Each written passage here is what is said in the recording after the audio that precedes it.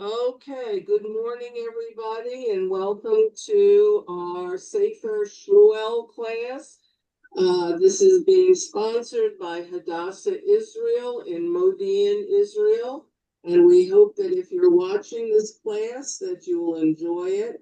Today's class, we would like to wish a refuah shalema to Sue Davies, one of our members, Shoshana Sarah, and Eliezer Yehuda Tzvi Ben Chaya Sarah for Fua Shalema. And we hope and pray that they will both recover quickly. So thank you for joining us. I would also like to say that if you're watching and you live in Modi'in, on Monday, the 14th of July, we will be having a wonderful program. You should have received a flyer announcement in your email. Space is limited, so please sign up as soon as possible. Thank you very much for joining us, and let's get started. Okay. So this is Sefer Shmuel, Samuel, chapter 14, and we're going to be learning about a interesting war with the Philistines, the Plishtim. The interesting thing about this chapter, before we start reading it together, is that we are beginning, as we did last week, we are beginning to see the characteristics of King Saul that create the environment for his demise and his downfall. Just as we saw in prior chapters when Hashem appoints Shaul as king and tells Shmuel to anoint him as king, in those particular chapters, we saw qualities of Shaul that made him a very good candidate, or at least what seemed to be a very good candidate to become the first king of Israel. However, as we know, a spoiler alert, the kingdom is not will not remain under Shaul, under the tribe of Benjamin. It will go to David and the tribe of Yehuda, which is predicted by Yaakov Avinu. But what happens is, in this particular chapter, as in last chapter, we begin to see the cracks in the kingship, and we see the personality traits that create the situation where we realize that Shaul is not the right guy for the job. Now, the two things that is important to kind of look for as we read today's chapter is that one, Shaul seems to speak before he thinks. And he says things, uses his mouth and talks before he considers what's in his heart and what's in his head, in his brain. And so this quality is not only something that will get him into trouble, but it is certainly something that helps remove him from kingship. Another thing is that King Saul thinks that every time he gets into a situation, he's going to call for, let's do a carbonate. We're going to make a sacrifice to God, and that's going to make things all right. You can't assume that everything will be fine just because you throw cow on the barbecue, on the mizbeach. So what happens here is that we find out his speech is not well thought out, and his deeds are not well thought out. And so we're going to go to our we're going to go and read the chapter together. Now, it's a very long chapter. It's over 52 prachim, pasukim. And what we're going to do is we're going to divide it up and then discuss each section. So can I have a volunteer to read? Rivka, would you be able to read today for us? I'll give it the best shot I can. For some reason, I'm having trouble with my eyes. We're on chapter 14, Rhonda. Let me see if Yeah, I can right see here, it's that. on the screen. Can you see it? No, I'm sorry. I don't know. I've changed glasses now. I Right. better have somebody else read. I can't really see that. All right, Linda? Yeah, I can see it. I want Can to you be see very it? Yeah. close to it, though. Okay. All right. Okay, 1. And it came to pass one day that Jonathan, the son of Shaul, said to the youth who bore his weapons, "Come and let us cross the garrison of the Philistines, which is on the other side yonder."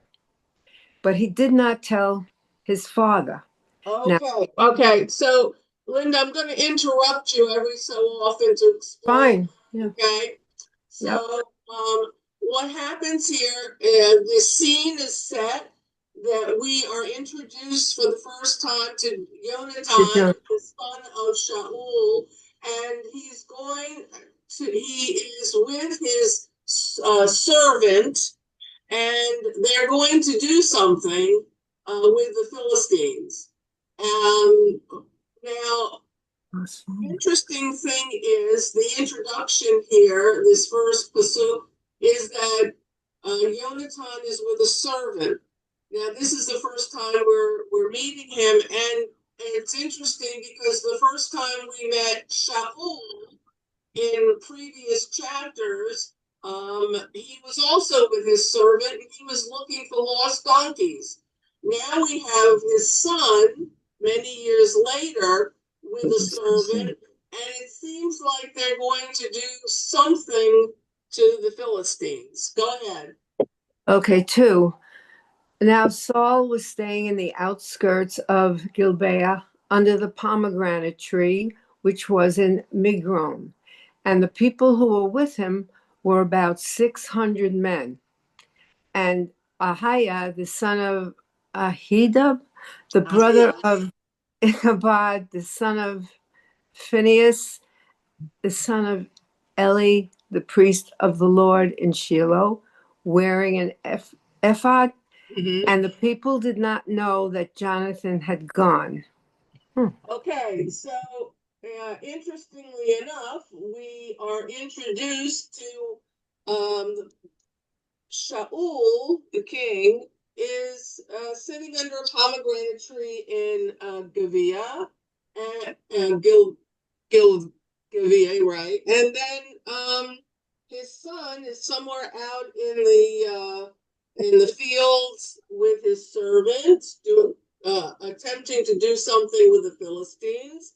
And then we get pasuk number 3 that Shaul is with his uh, a group of people, and it tells us who they are. And one of the people is uh, Eli. Bailey. it's Ichavod. Now, for those who can remember, here I'm kind of underlining it here with my arrow, Ichavod, which is the son, the grandson of Eli, who was the Kohen in Shiloh. You remember Eli, the high priest, the Kohen Gadol? He had two sons, that were killed, that were punished, and also Eli was punished and killed. But right before Eli dies, he hears of the death of his two sons. God had told him that his two sons would be punished. They had been doing terrible things. And one of the daughters-in-law of one of the sons right at the moment of her husband's death, Eli's son's death, has a son, and his name is Ichabod, Ichabod, to those from who read English, and it means that there is no glory or no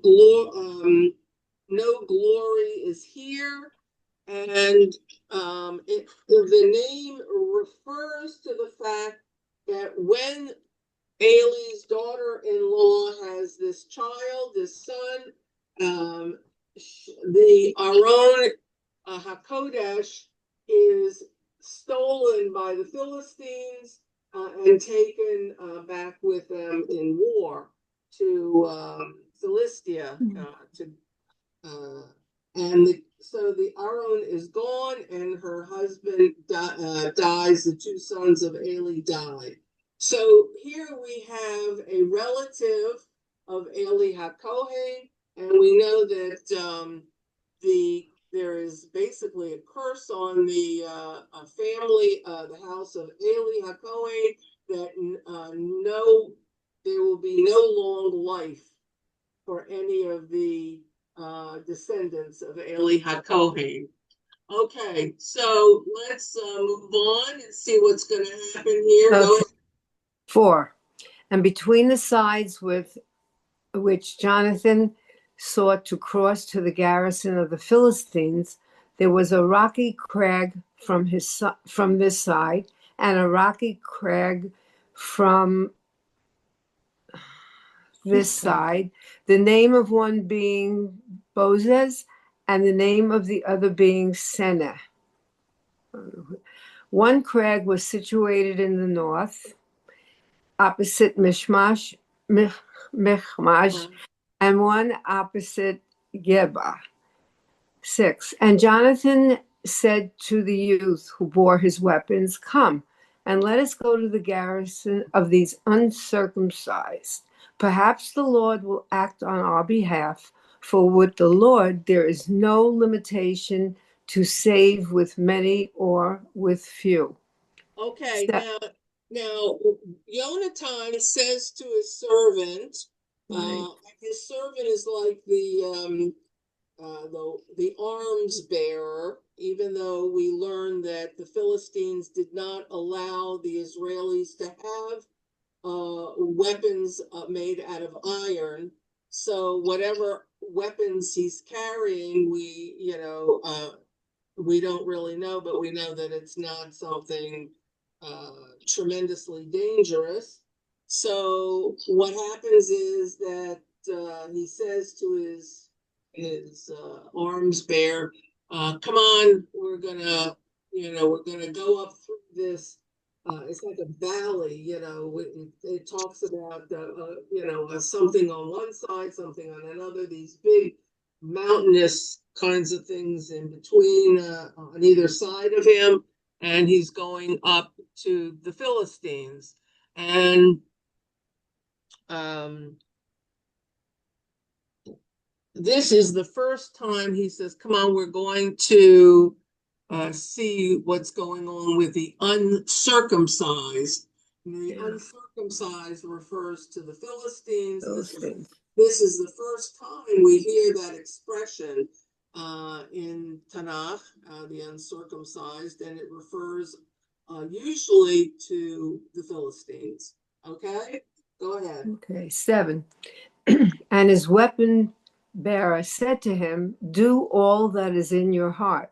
Turn to you. Behold, I am with you according to your heart." And Jonathan said, "Behold, we are crossing to the men, and we shall reveal ourselves to them." Them meaning the Philistines? Yes. Okay. 9. If they say thus, "Come up to us," then we shall go up, for the Lord has given them into our hand, and this will be the sign for us. 11. And both of them revealed themselves to the garrison of the Philistines, and the Philistines said, "Behold, Hebrews are emerging from the holes wherein they hid themselves." Okay. Wow.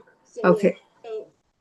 So Yonatan says to his arms bearer, he said, "Look, let's make a sign, so we'll know what we're doing." Apparently, it's like two kids causing mischief, because it doesn't say that this was he was sent out by his father. It doesn't say that he was Yonatan was under the orders of you know any general or his father, the king, to go attack the Plishtim. It says they're running around in this area. They're going to go up this mountain, and Yonatan says, "Look, if we get up there and they say to us, 'Stay there, we the Philistines will be coming to you,' it means basically that they're well organized and they don't want anyone in their camp. But if we get up there and they see me, because you, my servant, are going to be behind me, they're not going to see you right away coming up the mountain. If they say to us, 'Oh, come on up, come on, we'll talk to you,' it means that they're not organized very well, and we might have a chance of killing some of them who are guarding their camp." So the servant says, "Look, whatever you want. You tell me what to do. I'm with you. It's okay. Just I'm here." So this is what's going on. They're going up this the side of the mountain, the side of the hill, and here it says that the Philistines see Yonatan, and they said, "Oh, they're coming out of their holes." It's almost a derogatory kind of thing, like Yeah. the Hebrews are coming out of holes like rats or like vermin or something, but all they saw was one, so it wasn't like they're seeing a whole big attack. So they don't feel very threatened by this. And now we're going to see what's going to happen. Go ahead. Okay. What am I up to? Number 8. And Jonathan said, "Behold, we are crossing to the men, and we shall reveal ourselves to them. If they say thus to us, 'Wait until we reach you,' then we shall stand in our place, and we shall not go up to them. And if they say thus, 'Come up to us,' then we shall go up, for the Lord has given them into our hand, and this will be the sign for us." And both of 12, and both of them revealed themselves to the garrison. Right here, I think. 11, right. I'm sorry, I said 12, but I'm reading 11. Okay. 11, and both of them revealed themselves to the garrison of the Philistines. And the Philistines said, "Behold, Hebrews are emerging from their holes wherein they hid themselves." 12, and the men of the garrison called to Jonathan and his weapon bearer and said, "Come up to us, and we shall tell you something." And Jonathan said to his weapon bearer, "Come up after me, for the Lord has given them into the hand of Israel." Okay, so here you see the Philistines said, come on up to us, and we're going to talk to you." So the sign is that they're very unorganized, and it's not a military thing that's going on right now. They just see these kids coming up, and they're going to talk to them, whatever. But don't you think that Jonathan is really going about what he's doing in a really dumb way? He's a kid.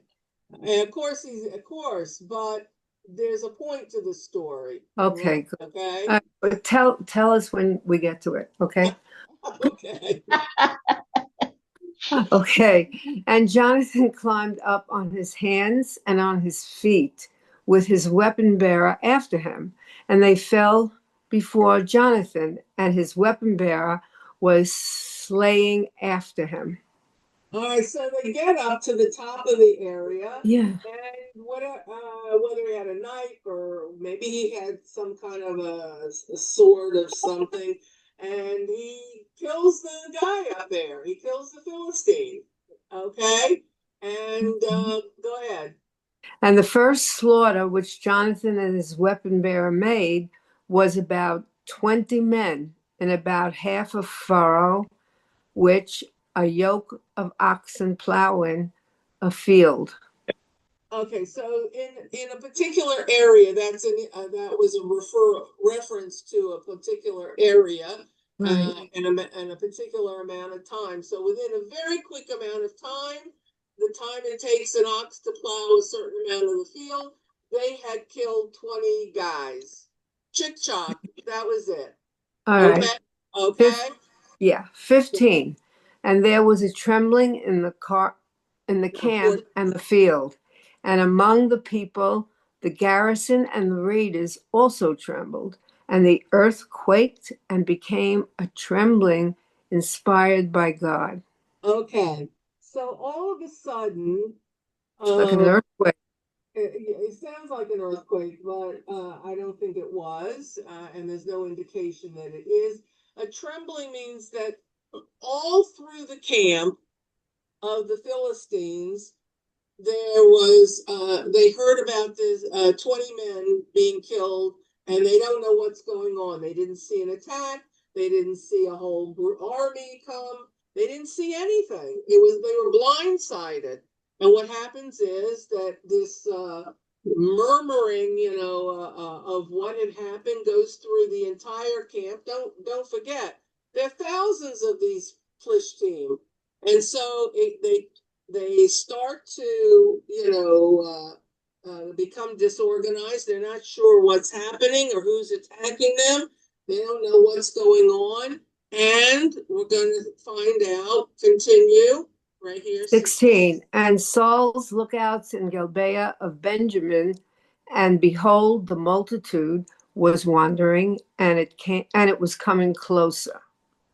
17. And Saul said to the people who were with him, inspect now and see who is gone from among us. And they inspected, and behold, Jonathan and his weapon bearer were not there. Okay, so what happens is apparently the murmuring and the running around in disarray with the Plishtim army. They don't know what's going on. They see that there's uh, uh, 20 men dead, and we're assuming that once Jonathan and his arms bearer killed these 20 guys, they skedaddled out of there real fast and to save themselves, and they began to run away. Now, at the same time, Shaul, which seems to indicate that he wasn't that far away Right. from the Plishtim, hear the rumblings and the movings around of the Philistine army, and he says, what's going on? I'm hearing all of this, and check and see who's here and who's not. He says, inspect to see who's here and who's missing. And what do they find? They find that Yonatan, his son, and his arms bearer are not in the camp of Shaul. Okay? So go Okay. ahead. 18. And Saul said to Ahiah, bring near the ark of God, for the ark of God was on that day with the children of Israel. Okay, so it's Ahia. He says to him to bring the ark. Okay, this is one of the first things. Saul has no clue what has happened. He doesn't know where his son is. He doesn't know what's going on. But the first thing he says to do, go get the Aron. Now, it's interesting because what Aron are we talking about? The Aron is not with Shaul, the Aron that came, by way of the Philistines into Beit Shemesh and then it was taken to Yavesh Gilad. It's not there. It's not with Shaul, so we're not sure what particular Aron he's talking about or what he's referring to.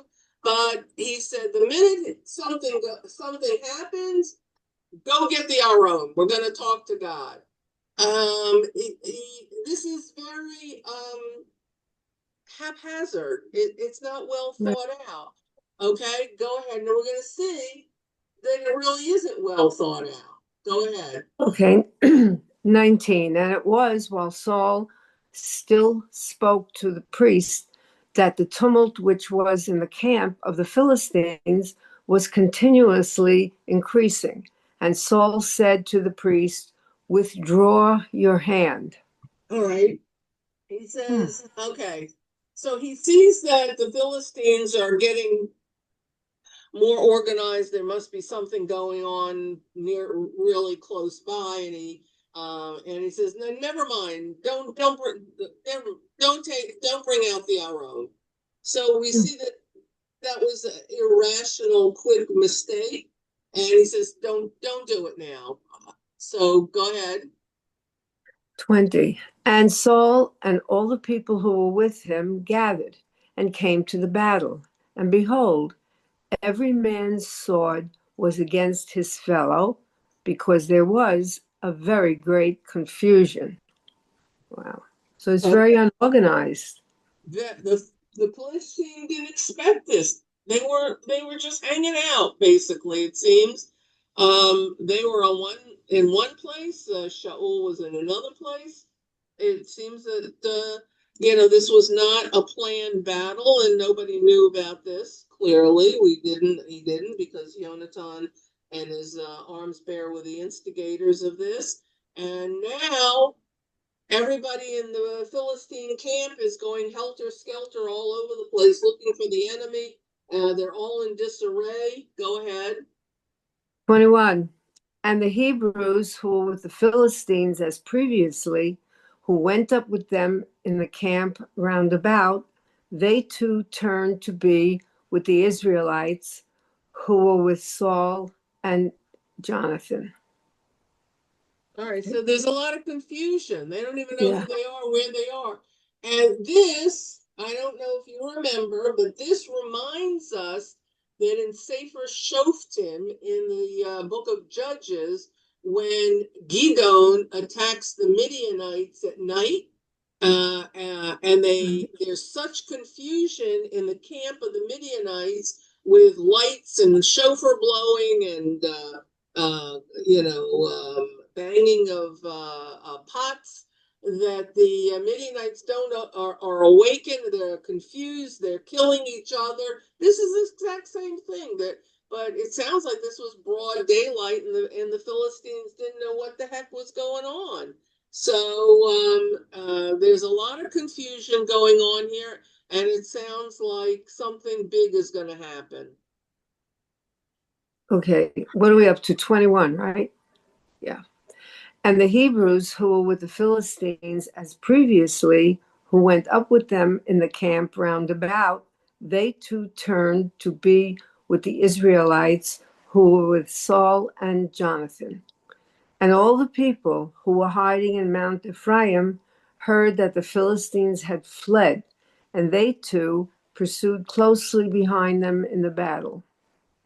And could you bring it up for 23? Oh, thank you. And the Lord saved Israel on that day, and the battle passed Beit Aven. 24. And the men of Israel were hard pressed on that day, and Saul adjured the people, saying, "Cursed be the man who will eat food until evening, until I shall be avenged of my enemies." And none of the people tasted any food. Okay, so so apparently a battle has begun. All right, the Philistines are going crazy. No one knows who started this, what happened, but they're in disarray. And now Shaul is going to seize this opportunity to once again try.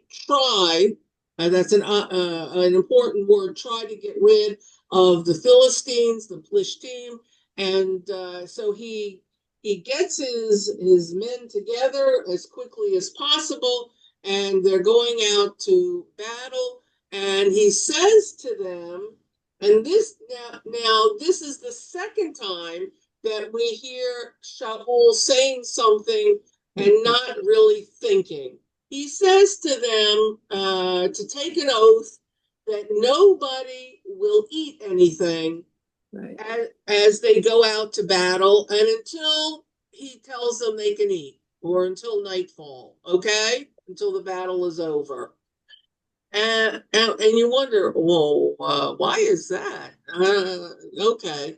Because usually, armies move on their stomach. If they're full, if they're, filled with food and they're strong, then they can go out to battle and win the war. But this was a very unusual oath that he was having them take, that they shouldn't eat anything. Okay, let's see what happens. Okay, 25. And all the people and Whoops. all the people of the land came in the forest, and there was honey on the ground. And the people came, 26. And the people came into the forest, and behold, a flow of honey. But no one put his hand to his mouth, for the people feared the oath. But Jonathan had not heard when his father had adjured the people, and he extended the end of the staff which was in his hand and dipped it into the honeycomb. And when he brought back his hand to his mouth, his eyes brightened. And could you bring it up? 28. Okay, so what I want to stop here and say, here, this is a test to see whether the men are going to listen to King Shaul. They go into this particular forest. I'm not sure where this was exactly. And there's honey all over the place on the floor, on the ground of the forest. There's honeycomb or honey hives or beehives or whatever. And nobody touches the honey except Jonathan. Yonatan. Okay. Now, clearly, what we're going to see here is that Yonatan didn't hear that the king had told everybody not to eat. He had been, as we know, off starting a war, a battle, and he now comes to join his father's troops in the forest. So this is what he does. Go ahead. 28. And one man of the people called out and said, your father adjured the people, saying, cursed be the man who eats food today. And the people have become faint. And all right, so somebody sees Yonatan, recognizes him, and says to Yonatan, "Whoa, don't eat that. Your father made us take an oath that we wouldn't eat anything, even though we're faint and we can hardly go on and fight this battle. We have to listen to the king." All right, so let's see what Yonatan's going to say. okay, 29. And Yonatan said, my father has perturbed the land. See now that my eyes have brightened, for I have tasted a little of this honey. 30.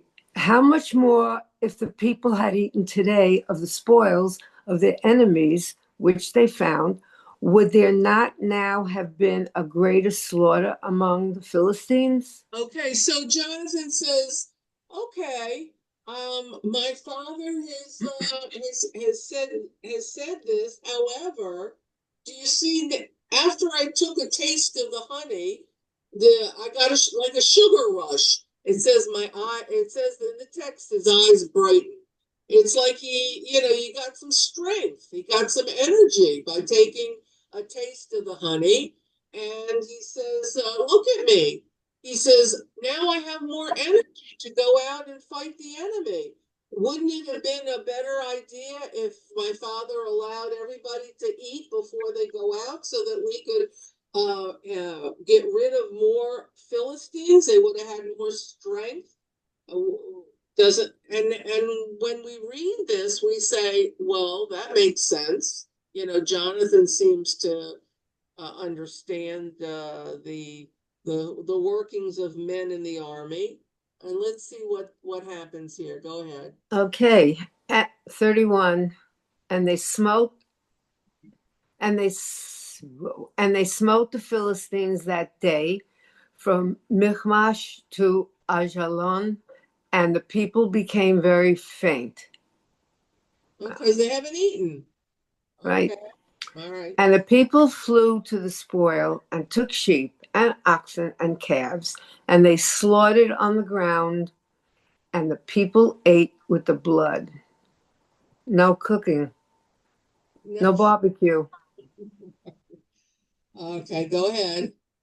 33. And they told Saul, saying, behold, the people are sinning against the Lord by eating with the blood. And he said, you have transgressed. Roll a huge stone to me this day. All right. So Weird. what happens is apparently nightfall comes. There's a lot. The Philistines they've vanquished a lot of the Philistines. The Philistines are no longer there, and they left behind their cattle, their sheep, their oxen, their lambs, whatever animals were with them, and the people of Israel, see all of the spoils of war, and they're hungry. They're hungry. So what do? They start slaughtering the animals and eating them. Now, it says in the text they're eating the blood. Well, this could mean one of two things. One is that they didn't chef them properly in a kosher manner to eat them properly and drain the blood away from the animal, as we know that we do not eat the blood of an animal, or that they didn't offer up a sacrifice to God Right. first and then ate the cooked meat from the sacrifice. So either way, we're not sure exactly, which it is. So what we find is that Saul hears that the men are eating the blood. They're eating these animals, and something is not right. Something's not kosher here, literally and figuratively. So let's see what happens. Go ahead. Okay. And Saul said, disperse among the people, and you shall say to them, bring near to me each man his ox, and each man his lamb, and you shall slaughter here, and you shall eat, and you shall not sin against the Lord by eating with the blood. And all the people brought near each man his ox that night, and they slaughtered there. Okay, So that means they made the proper korban. well, what happens is here in 33, what does Saul say? Immediately, Saul says, "Okay, behold, the people are eating the meat. Go get a big stone and roll it over to where I am here." Again, he thinks a korban is going to be the answer to all his issues, not prayers, but issues. That answers everything. If we make a korban to Hashem, everything will be fine. Mm. So he says, roll that big boulder over here. We'll use it as an altar, a mizbeach, and we'll offer up all the meat that these soldiers are eating improperly. We'll offer it as a korban. We'll make a sacrifice and everything, and then they'll eat it, and it'll be okay. Again, here is we keep seeing every time Shaul thinks there's a problem, let's make a korban, and that's going to answer everything. So they bring over all the meat, and it says it's nightfall, and they're going to eat the meat properly. Okay, go ahead. 35. And Saul built an altar to the Lord. With that one, he started to build an altar to the Lord. 36. And Saul said, let us go down after the Philistines at night and plunder among them until the morning light, and let us not leave a man among them. And they said, do all that is good in your eyes. Whereupon the priest said, let us draw near here to God. Okay, so what happened is the men. It seems like the men are eating. They're having a meal, and then Saul says, "You know what? I have an idea. Let's go down and attack the Philistines at night, and by the morning we'll have vanquished them all, and we'll take all of the spoils basically, and we'll be fine. We'll get rid of the Philistines." Okay, and the people say, "Whatever you want to do." They're happy to have someone make the decision for them. That's why they asked for the king who would lead them into battle, and they're fine with whatever Shaul says. And they said, "Okay, all right, let's whatever you say to do, and whatever is good, we'll do it, and yeah, let's hope it'll be good in God's eyes." Okay, next. And Saul asked of God, shall I go down after the Philistines? Will you deliver them into the hand of Israel? But he did not answer him on that day. All right. So I think one of the first times we hear That he's asking God. that he's asking God what to do. He's saying, "What should I do?" He's made some kind of a sacrifice here. He's made maybe a korban, an offering, and he's turns to God, but God's not answering him. Now, this is one of the first times we're seeing that God's not answering someone who reaches out to him. Okay, so let's see what's happening here. Go ahead. 38. And Saul said, draw near here, all you chiefs of the people, and know and see wherein was this sin today. 39. For as the Lord lives, who saves Israel, for though it may be in Jonathan, my son, he will die. And there was no one who answered him from among all the people. So what Saul is saying here is, okay, God's not answering me. I don't know what's going on, but somebody started this mess. I seem to have to finish it, and maybe it was my son Jonathan that started it all. I don't know, but if Jonathan started it, Jonathan started it, then maybe he might have to die because we're not going out there if God doesn't tell me to go out there. Saul becomes confused here. He's not sure what's going on, and he's not really thinking straight. Okay, let's see what happens. Okay, it's 39. For as the Lord lives, who saves Israel, for though it may be in Jonathan, I think I read that. That's all right. Go ahead. All right. For though it be in Jonathan, my son, he will die. And there was no one who answered him from among the people. At 40. And he said to all Israel, you will be to one side, and I and my son Jonathan will be to one side. And the people answered Saul, do what is good in your eyes. Right. The people are with the king. Go ahead.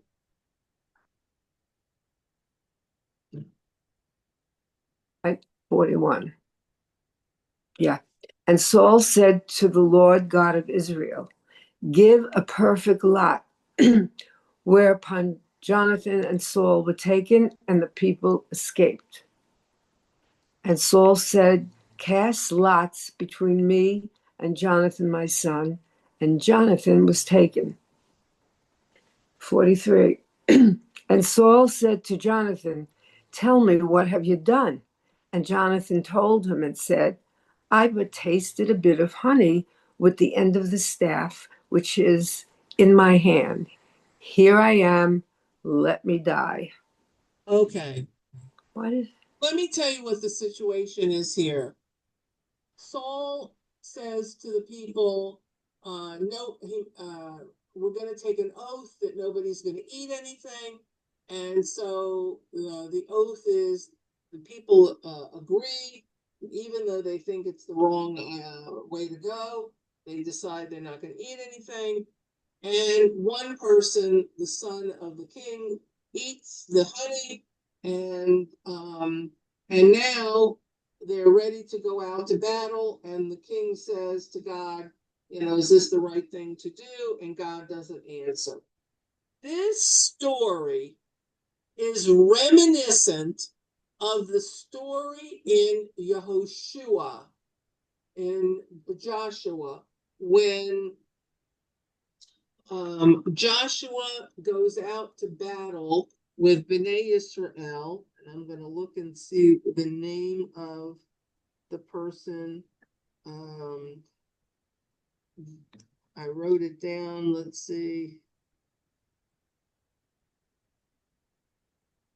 Achan. Okay, so Yehoshua goes out to battle with Bnei Israel.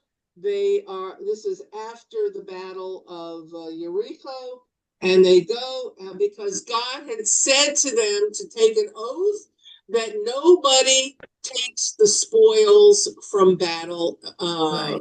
And one man during the second battle goes in and plunders and takes things from the Right. site, the battle site. And his name was Achan. And so what did they do? Yehoshua says, and they lost the battle because of that. So if you recall, what happens is that Yehoshua says to the people, okay, we lost the battle. God was supposed to be with us, but we lost the battle. Something's wrong here. Something happened. We lost 36 men, he says, and this is not what God had promised. He promised that he would be with us in battle. So something is wrong. Who did something wrong? And finally, by means of a lottery, of pulling names, they find out that it's this man, Achan. And I don't know whether you remember or not, but he confesses once he's identified, and he says, this is what I took, which was not much at all, which seems to be what Yonatan is saying. I only took a taste on the edge of my sword, so, I mean, come on. He's minimizing, what he did, just like Achan said, well, I only took like a couple of scarves and a few shekels. And so Yehoshua kills Achan. And so here we have it's like an identical story where Shaul says, listen, we're going to draw lots to find out why God is not with us and he's not giving me an answer. And even if it's me, the king, or my son Yonatan, then somebody's going to die here. And this is like a repeat story of what happened in Yehoshua. So what do we find here? Go ahead. I'm up to 44. Okay, so they cast the lots. They're gonna put in everybody's name, and they're gonna pull out, but God's gonna help them pick and identify who was the one who did wrong, who went transgressed the oath, and they may have to be put to death. So go ahead, read 42 again. And Saul said, cast lots between me and Jonathan, my son. And Jonathan was taken. All right, And so Saul, Jonathan is identified as the one who transgressed. Go ahead. okay. And Saul said, I'm up to 44. Okay. And Saul said, so shall God do, and so shall he continue, for you shall die, Jonathan. Wow. I mean, does this make sense? No, this doesn't make sense. So what happens here is that because God didn't answer, Shaul is ready to kill his son. All right, let's see what happens. And the people said to Saul, shall Jonathan, who has wrought this great salvation in Israel, die? Far be it. As the Lord lives, not one hair of his head shall fall to the ground, for he has worked with God this day. And the All right, people, right, and so what happens? The people say to the king, "Are you kidding me? Your son, helped us vanquish the army of the Philistines. We were successful, and now you're willing to kill him? No, don't. We're not going to let one hair on his head be touched because he was in the right." Go ahead. and the people redeemed, it's the last sentence in 45, and the people redeemed Oh, sorry. Jonathan, and he did not die. 46. And Saul went up from pursuing after the Philistines, and the Philistines went to their place. And Saul took the kingdom over Israel, and he waged war against his enemies on every side, against Moab, and against the children of Ammon, and against Edom, and against the kings of Zobah, and against the Philistines. And wherever he would turn, he would cause them to tremble. All right, so he doesn't kill Jonathan. He seems to listen to the people because it says the people were successful in protecting Jonathan, and Shaul continues the battle against the Philistines, and he wins the war. So there's something interesting that went on here. God didn't answer King Shaul in saying anything about whether he should go or what and into battle or what he should do. However, the people stand up to the king because he had made a very bad decision, and the people protect and surround Jonathan and say, no, you're not going to hurt your son. He was the one who was right. He was the one who we should have listened to. This is not a good sign for the king. This is not what we would expect the behavior and the actions of a smart king to do. And so God is on the side of the people. He's on the side of Jonathan. And Shaul sees that the people were blessed by God, and Jonathan also. However, it continues to tell us that they go back out into battle and that Shaul is a successful warrior. They don't say anything that he's a righteous man here, that he did the right thing, wrong thing. There's no comment here about what happened. We just know that in this particular confrontation between the people and Shaul, the people won.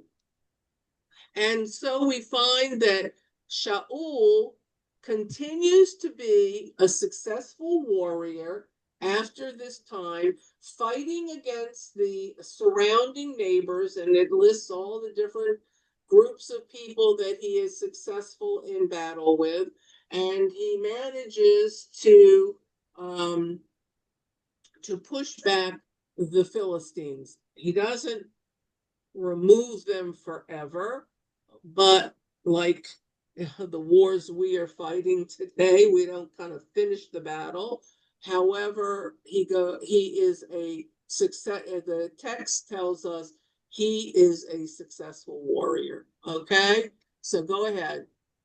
48. And he gathered an army, and he smote Amalek, and he saved Israel from the hand of its plunderer. 49. And the sons of Saul were Jonathan and Ishvi and Mal. Okay, you know what? Hold on a second. Let's finish 48 first before we go Okay. into this. Now, what happens is that it says that he was a great warrior and that he goes into battle against the Amalekites. And in the next chapter, we're going to find out what happened with the Amalekites. And as we know, because we've studied this before, this is another one of the downfalls of King Saul. However, he continues to be a warrior and he goes into battle. Now, this is basically the end of the details of this particular war or battle, whatever you want, skirmish. It shows us in many ways that King Shaul, while he is a mighty warrior, he's not as smart in making decisions. His hastiness gets him into trouble. And now what we're going to find out in the rest of the Pasukim here are it's almost like a little mini family biography. We're going to find out, like we do in Sefer Malachim, in the book of Kings, who the family of the king is. This is the first time we're really getting a close look at the family biography. So all these days, let's do the best we can in reading who the family members are. Go ahead. What am I up to? 49 or 50? 49, right? And the sons of Saul were Jonathan and Ishvi and Malchishua, and the names of his daughters. The name of the firstborn was Merab, and the name of the younger was Michal. Okay, now it seems as though there's 3 sons and 2 daughters. And we don't really, in the history of Shaul, we don't hear very much about the sons except for Yonatan. And we don't hear much about the daughters except for Michal. Okay, I won't tell you if you don't remember who Michal marries, but we'll continue with that another time. Yeah, go ahead. Doesn't she marry David? Yes. That's who she marries. Yes, go ahead. And the name of Saul's wife was Ahinoam, the daughter of Ahimaaz, and the name of the commander of his army was Abner, the son of Ner, Saul's uncle. Okay, so his right hand man, the commander of the army, like his general, was Aviner. And this is all family members. These are all people in his family. Go ahead. And Kish, the father of Saul, and Ner, the father of Abner, were sons of Abiel. Okay. And the war against the Philistines was severe all the days of Saul. When Saul saw any valiant man or any soldierly man, he would bring him in to himself.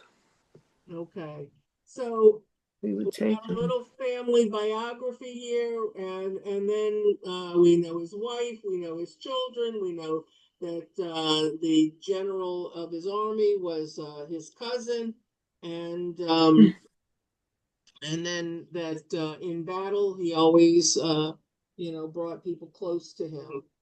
And that's the end of the chapter. And basically, what we learned in this particular chapter is that there are beginning to be some mistakes and decisions made by Shaul, and he's not exactly the kind of king that the people want.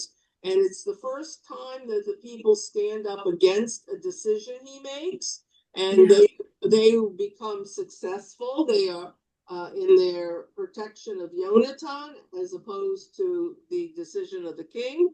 And we're going to see that other decisions that Shaul makes are also not acceptable by either God or the people.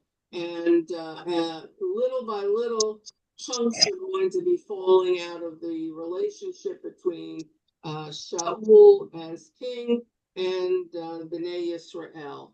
And here we have the story of this particular battle with characteristics of Shaul that will ultimately be his downfall.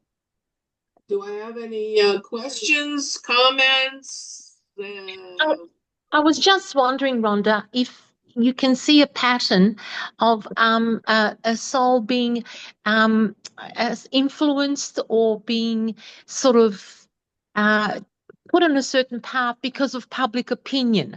I think maybe it shows what we have today in politicians, that maybe public opinion is far too important and far too sort of influential on leaders that should be more impartial.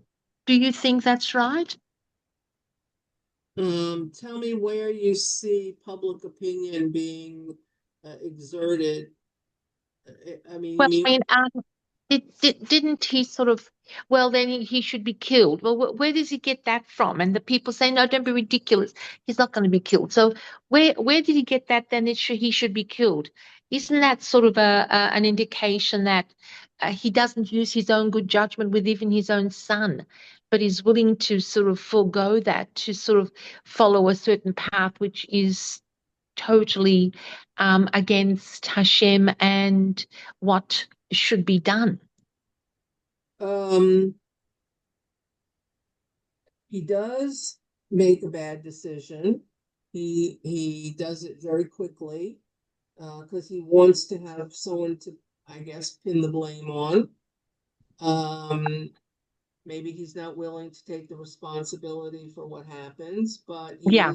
he is willing to stand up for what seems to be the kingship, even if it means he has to kill his own son.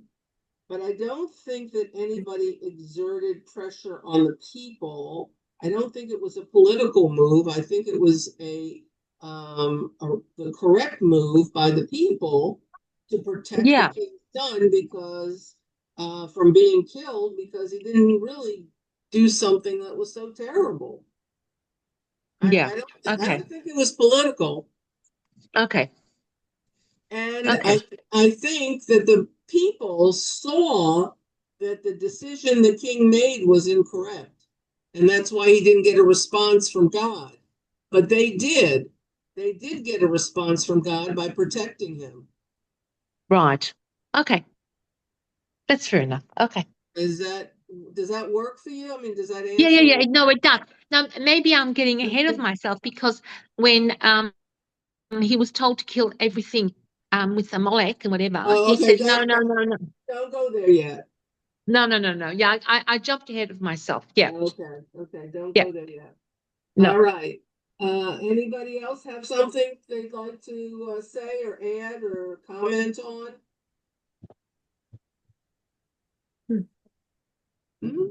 Okay. All right, everybody. Well, that is the story of chapter 14.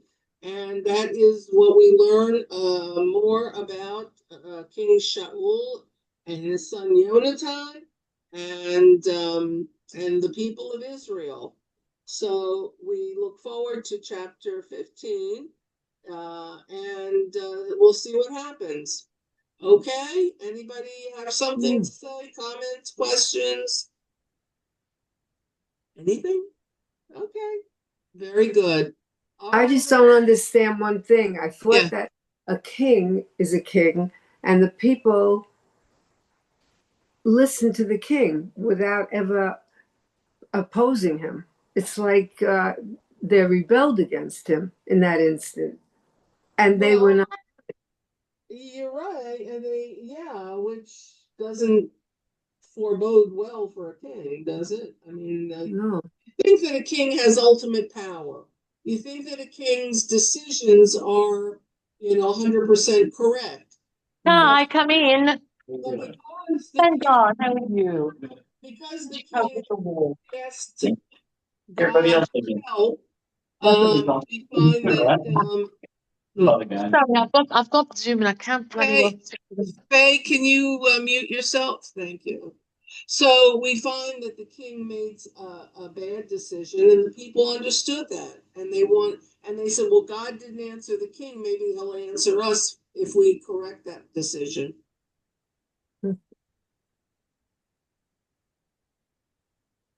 So the kingship is not necessarily off to a great start here, I don't think.